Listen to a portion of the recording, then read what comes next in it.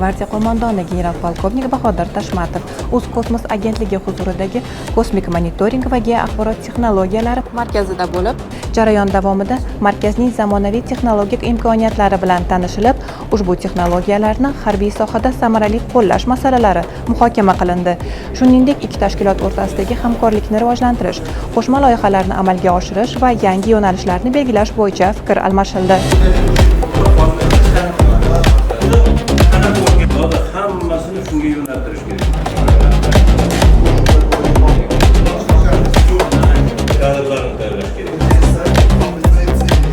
Bugun O'zbek kosmos agentligi hamda kosmik monitoring va geoaxborot texnologiyalari markazida Milliy gvardiya qo'mondoni bilan aynan shu yerli masofadan zondlash texnologiyalaridan foydalangan holda shu Milliy gvardiyadagi vazifalarda qanday qo'llanish mumkinligi haqida davra suhbati o'tkazildi. Muzokaralar davomida kadrlar tayyorlash masalasiga alohida urg'u berildi.